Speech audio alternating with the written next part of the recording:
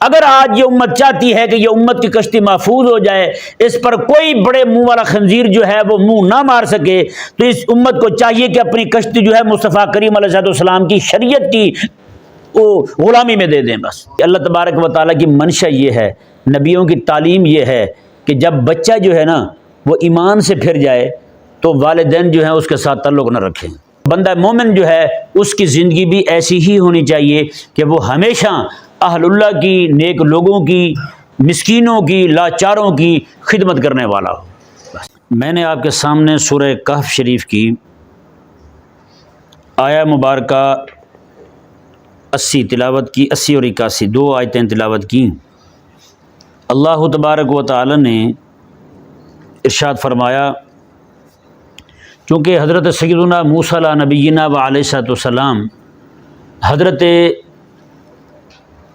خضر علیہ السلام کے ساتھ ہیں، دونوں سفر میں ہیں۔ حضرت موسیٰ علیہ السلام چونکہ ساتھ ہیں تو خضر علیہ السلام نے 3 عمل کیے جو بالکل بظاہراً بڑے عجیب تھے۔ ایک عمل آپ نے کیا کہ کشتی میں سوار ہوئے تو چلتی کشتی میں ہی حضرت خضر علیہ السلام نے اس کے پھٹے کھینچ دیے، نیچے سے 2-3 پھٹے توڑ ڈالے آپ نے، کشتی کو عیبدار کر دیا۔ حضرت موسیٰ علیہ السلام نے اس پر بھی فرمایا کہ یہ کیا کیا آپ نے، ایک تو آپ نے ان کی کشتی پہ سفر کیا ہے، دوسرا اوپر سے آپ نے ان کے پھٹے کھینچ دیے۔ دوسرا ایک لڑکا ملا حضرت خضر علیہ السلام کو، آپ نے اس کی گردن میں روڑی اور اسے مار دیا۔ یہ بھی حضرت موسیٰ علیہ السلام نے سوال کیا کہ یہ آپ نے کیا کیا۔ اور تیسرا جو تھا عمل وہ یہ تھا، چونکہ سفر میں تھے، سفر بڑا لمبا چوڑا تھا، حضرت موسیٰ علیہ السلام جو مچھلی لے گئے تھے وہ تو آپ نے کھا لی تھی۔ چلتے چلتے ایک جگہ علاقے میں پہنچے تو وہاں اس علاقے والوں کو کہا کہ ہمیں کھانا کھلاؤ بھائی۔ یہاں کوئی یہ ذہن میں نہ لائے کہ جناب یہ کوئی بھیک مانگنا ہے، یہ بھیک مانگنا نہیں ہے۔ یہ خلاق کائنات نے جو اپنے بندوں کا حق رکھا ہے نا، مہمان کا، جس علاقے سے وہ گزریں اور علاقے والوں پر لازم ہے مہمان کو کھانا کھلانا، سمجھ آیا نا جی۔ تو حضرت موسیٰ علیہ السلام اور خضر علیہ السلام نے جا کر اپنا حق مہمانی مانگا۔ کیا مانگا؟ حق مہمانی مانگا۔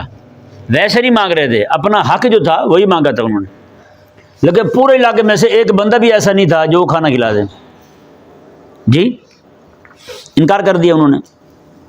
اسی علاقے میں ایک دیوار جو ہے وہ گرنے والی تھی، حضرت خضر علیہ السلام جو ہیں اس دیوار کو بنانے لگ پڑے۔ ایک روایت میں یہ ہے کہ وہ دیوار جو گرنے والی تھی، حضرت خضر علیہ السلام نے ایسے ہاتھ لگایا تو وہ سیدھی ہو گئی، کھڑی ہو گئی بطور کرامت کے۔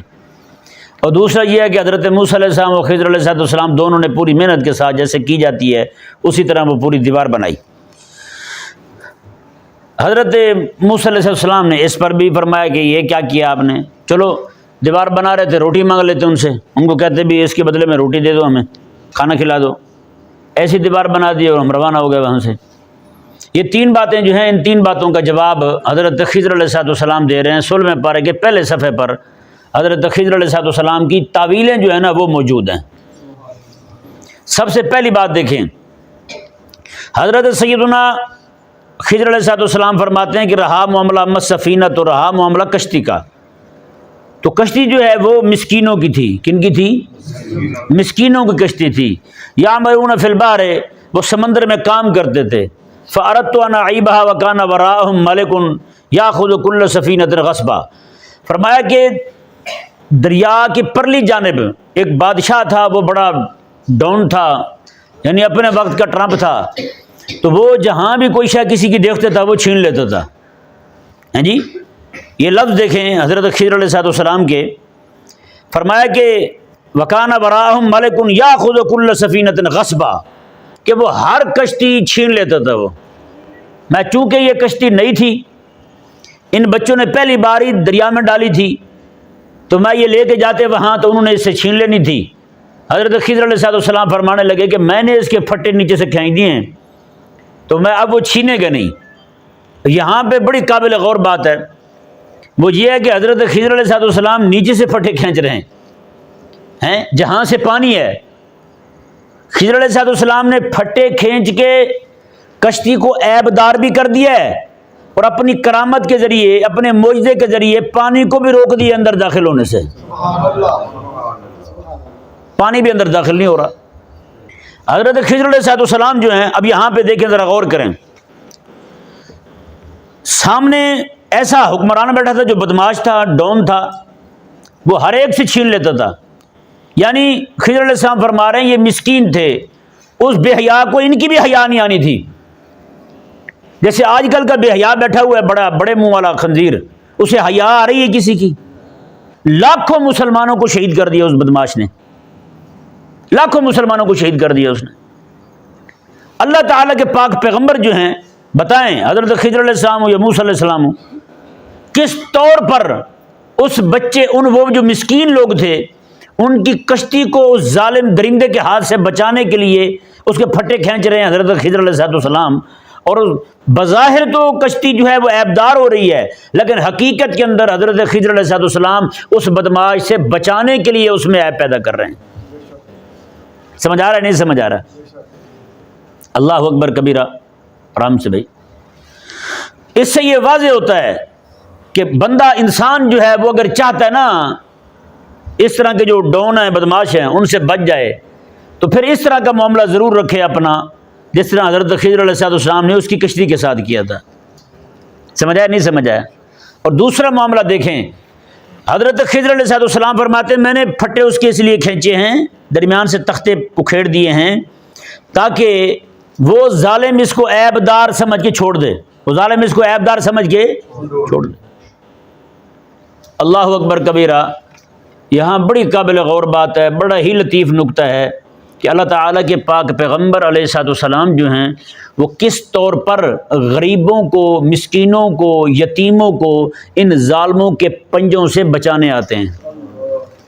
ان کا کام یہی ہوتا ہے۔ حضرت خضر علیہ السلام نے جو اس کے پھٹے اکھیڑے تھے وہ اللہ تعالیٰ کے حکم سے اکھیڑے تھے، اللہ تعالیٰ کے حکم سے اکھیڑے تھے۔ تو اس سے ثابت کیا ہوتا ہے؟ اللہ تبارک و تعالیٰ جو ہے جب تک یہ نظام نبوت والا اور نبوت کی غلامی والا نظام نہیں آتا، تب تک ظالم جو ہیں وہ اسی طرح بدماشیاں کرتے رہیں گے، ظالم اسی طرح بدماشیاں کرتے رہیں گے۔ اگر یہ امت چاہتی ہے کہ ہماری کشتی محفوظ ہو جائے، جیسے ان مسکینوں کی کشتی کو محفوظ کرنے کے لیے حضرت خضر علیہ السلام نے اپنا تصرف فرمایا تھا، اگر آج یہ امت چاہتی ہے کہ یہ امت کی کشتی محفوظ ہو جائے، اس پر کوئی بڑے منہ والا خنزیر جو ہے وہ منہ نہ مار سکے، تو اس امت کو چاہیے کہ اپنی کشتی جو ہے مصطفیٰ کریم علیہ السلام کی شریعت کی غلامی میں دے دیں۔ بس حضور کی شریعت کی غلامی میں دے دیں گے تو ان کی کشتی محفوظ ہو جائے گی، کوئی بھی ظالم جو ہے ان پر اپنا درندوں والا منہ جو ہے وہ نہیں مار سکے گا۔ پھر سمجھ آیا؟ نہیں سمجھ آیا؟ اب اگلی آیت مبارکہ دیکھیں، اللہ تعالیٰ نے فرمایا، اب اس سے یہ بھی ثابت ہوتا ہے، ایک مسئلہ اور بھی دیکھیں، آپ نے میں وہ مسکین تھے، ان کی کشتی تھی۔ ہمارے ہاں جس کے پاس کچھ نہ ہو نا، وہ چوری کرنے کا جواز ڈھونڈتا ہے، ڈکیتی کرنے کا جواز ڈھونڈتا ہے، اور حرام خوری کرنے کا جواز ڈھونڈتا ہے۔ وہ جی کریں کیا، آج کچھ ہے ہی نہیں، ہوتا یا نہیں ہوتا؟ جتنے بھی ڈاکو بنے پھرتے ہیں آج کل، آپ ان کو دیکھ لیں، تقریباً اسی طرح کا طبقہ ہوتا ہے، اور ان کے پاس جواز یہی ہوتا ہے، بھائی جب ملے گا نہیں، مزدوری نہیں ملے گی تو ہم نے پھر چوری کرنی ہے، ہم نے پھر ڈکیتی کرنی ہے، اور کیا کرنا ہے بتائیں بھلا۔ بڑے بڑے رساگیر جو ہوتے ہیں انہیں کے کرتا دھرتا یہی لوگ ہوتے ہیں۔ تو اللہ تعالیٰ نے کیا فرمایا؟ حضرت خضر علیہ السلام فرما رہے ہیں فَكَانَتْ لِلْمَسَاكِينَ، وہ مسکینوں کی کشتی تھی، وہ محنت مزدوری کر کے اپنی روٹی پر گزارا کرتے تھے، وہ روٹی کماتے تھے اپنی، وہی کھایا کرتے تھے۔ وہ چوری کی طرف، ڈکیتی کی طرف، اس طرح کے کام کی طرف متوجہ نہیں ہوئے، بلکہ وہ کشتی لے کر کے تھے مسکین، وہ کشتی لے کر کے اسی کو چلاتے تھے اور اپنا گزارا کرتے تھے۔ اگلا معاملہ دیکھیں، اللہ تبارک و تعالیٰ نے ارشاد فرمایا، چونکہ حضرت خضر علیہ السلام نے ایک بچے کو قتل کیا تھا، حضرت موسیٰ علیہ السلام نے اس پر اعتراض کیا تھا، سوال کیا تھا، تو حضرت خضر علیہ السلام اس کا جواب دے رہے ہیں، میں وَأَمَّا الْغُلَامُ، اور رہا وہ لڑکے کا معاملہ جو آپ نے پوچھا مجھ سے، فَكَانَ أَبَوَاهُ مُؤْمِنَيْنِ، اس کی اماں اور ابا دونوں مومن ہیں، فَخَشِينَا أَن يُرْهِقَهُمَا طُغْيَانًا وَكُفْرًا، مجھے ڈر لاحق ہوا کہ یہ ان دونوں کو سرکشی میں اور کفر میں مبتلا کر دے گا۔ یہ جب بڑا ہوگا تو اس کے طور اتوار جو ہیں وہ اللہ تعالیٰ کی طرف سے، چونکہ حضرت خضر علیہ السلام کو معلوم ہو چکے تھے کہ وہ بڑا ہو کر کے کفر میں مبتلا ہوگا، کفر میں مبتلا ہو کر کے اپنے والدین کو بھی کفر کی طرف لے جائے گا، ان کو بھی سرکش کر دے گا، ہیں اللہ اکبر کبیرہ۔ تو حضرت خضر علیہ السلام نے فرمایا کہ میں نے جو کچھ کیا ہے یہ میں نے اللہ تبارک و تعالیٰ کے حکم پر کیا ہے، اللہ کے حکم پر کیا ہے۔ اب یہاں یہ اشکال وارد ہو سکتا ہے، جب قرآن کہہ رہا ہے کہ مومنین، وہ مومن تھے، میاں بیوی دونوں مومن تھے، اس بچے کے والدین دونوں مومن تھے، تو مومن جو تھے ان کو پھر صلہ یہی دیا گیا کہ اس کے لڑکے کو مار دیا گیا؟ نہیں سمجھ آیا؟ وہ مومن تھے تو ماننے والے تھے، اللہ کی ذات پر یقین رکھنے والے تھے، اعتماد کرنے والے تھے، تو پھر ان کے بیٹے کو مار دیا گیا؟ بھائی نہیں، فقط اسی بات پر نظر نہ رکھی جائے کہ ان کے بیٹے کو مارا گیا ہے، بلکہ یہ دیکھا جائے کہ اللہ تبارک و تعالیٰ نے خضر علیہ السلام کے ذریعے سے اس لڑکے کو مارنے کا حکم دیا خضر علیہ السلام کو، جس نے بڑے ہو کر کے کفر اختیار کرنا تھا، اپنے والدین کو کفر میں مبتلا کرنا تھا۔ اللہ تبارک و تعالیٰ نے ان کے ساتھ خیر والا معاملہ فرمایا، ان کو کفر سے بچایا، اس لڑکے کو وہیں پہ ختم کر دیا، اس سے پہلے کہ وہ کفر کی طرف جاتا۔ سمجھ نہیں آیا؟ اس سے پہلے کہ وہ کفر کی طرف جاتا، پہلے ہی اس کو دنیا سے روانہ کر دیا گیا، اور اس کے والدین جو ہیں اس پر اللہ نے یہ انعام کیا۔ ہو سکتا ہے کہ وہ وہی بیٹا رہتا، وہ ایمان پہ نہ رہتے، لیکن مصنف ابن ابی شیبہ میں یہ روایت موجود ہے، میرے آقا علیہ السلام فرماتے ہیں کہ وہ والدین جو تھے، وہ مومنین جو تھے، ان کو اللہ تبارک و تعالیٰ نے ایک نیک صالحہ بیٹی عطا فرمائی، ہاں جی، اس کا پھر نکاح ہوا، اس کے ہاں اللہ تبارک و تعالیٰ نے نبی عطا فرمایا، بنی اسرائیل کے ایک نبی پیدا ہوئے، سمجھ آیا نا جی؟ تو وہ اللہ تعالیٰ کے نبی پیدا ہوئے، ان کے ہاتھ پر بہت بڑا ایک طبقہ جو ہے وہ اسلام کی طرف مائل ہوا۔ اور تیسرا بڑا انعام، ایک تو یہ کہ اللہ تعالیٰ نے والدین کو کفر سے بچایا، دوسرا یہ کہ اللہ تعالیٰ نے وہ گیا تو اللہ تعالیٰ نے اس کے بدل کے طور پر ان کو بیٹی عطا فرمائی جو نبی کی ماں بنی، ہاں جی۔ اور تیسرا انعام یہ دیا اللہ تعالیٰ نے کہ وہ انعام یہ ہے کہ وہ تو دنیا سے چلے گئے، آج بھی ہم ندیم ٹاؤن میں بیٹھے ان دونوں والدین کا ذکر کر رہے ہیں۔ اللہ نے ان کا ذکر، ہو سکتا ہے ان کا بیٹا زندہ رہتا، وہ تو ایمان سے چلے جاتے، لیکن اللہ تبارک و تعالیٰ نے ان کے بیٹے کو لے کر کے ان کے لیے اتنا خیر کا معاملہ فرمایا کہ قیامت تک کے لیے ان کا ذکر اپنے قرآن میں درج فرما دیا، اپنے قرآن میں ان کا قصہ درج فرما دیا۔ کتنا بڑا انعام ہے۔ اس سے بہت سے مسائل ثابت ہوتے ہیں، بس ایک دو میں آپ کے سامنے رکھتا ہوں۔ اس سے ثابت یہ ہوتا ہے کہ اللہ تبارک و تعالیٰ کی منشا یہ ہے، نبیوں کی تعلیم یہ ہے کہ جب بچہ جو ہے نا وہ ایمان سے پھر جائے تو والدین جو ہیں اس کے ساتھ تعلق نہ رکھیں، والدین تعلق نہ رکھیں، کیونکہ آج بچے جو ہیں وہ لبرل ہو رہے ہیں، سیکولر ہو رہے ہیں، بے دین ہو رہے ہیں، نہیں ہو رہے، بے دین ہو رہے ہیں، منکر حدیث ہو رہے ہیں، منکر قرآن ہو رہے ہیں جی۔ تو والدین کو چاہیے کہ وہ اپنا رشتہ جو ہے نا وہ قرآن اور حدیث کے ساتھ مضبوط رکھیں۔ یہ اولاد جو ہے یہ اپنی نہیں بنتی، اولاد اپنی نہیں بنتی، الا ماشاء اللہ، اللہ تعالیٰ ان کو ایمان عطا فرما دے تو الگ بات ہے۔ سمجھایا نہیں سمجھایا؟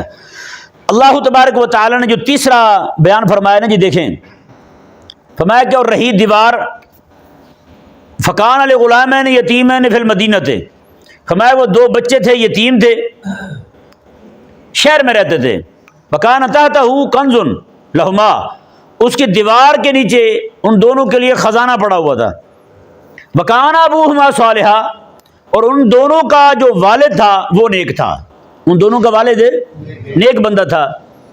حضرت عبداللہ بن عباس فرماتے ہیں، مسند احمد میں حدیث پاک ہے، فرماتے ہیں جو ان کا والد نیک تھا نا وہ 6 7ویں پشت میں تھا۔ کون سی پشت میں تھا؟ باقی مومن تھے، ان کے جو وڈیرے تھے، ان کے جو ابا تھے، دادا تھے، پردادا تھے، وہ سارے نیک لوگ تھے، مومن تھے، لیکن جو صالح تھا، جو اللہ والا تھا، اللہ کا ولی تھا، بتا وہ 6 7ویں پشت میں تھا۔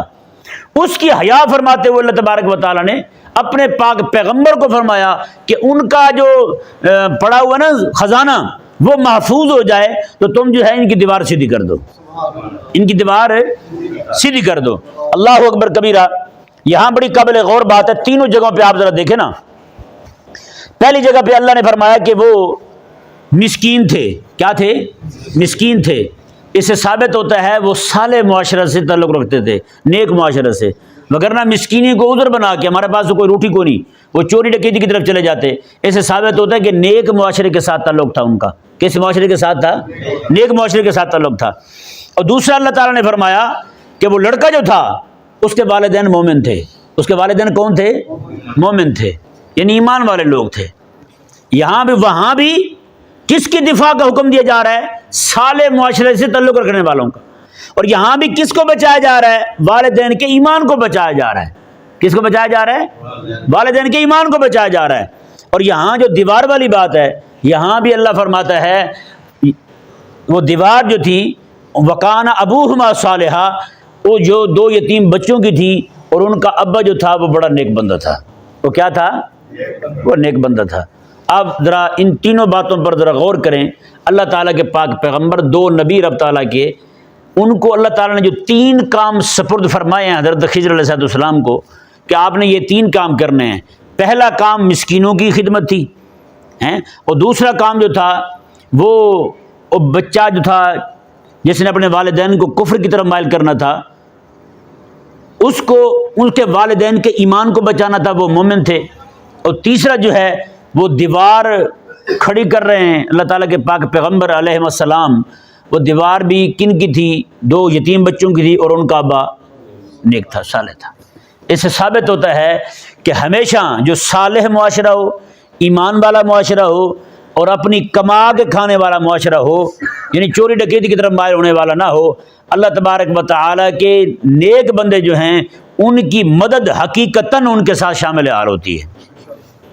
اور یہ تب تک نہیں ہو سکتا جب تک صحیح اسلامی حکومت قائم نہ ہو جائے. صحیح اسلامی حکومت قائم نہ ہو جائے.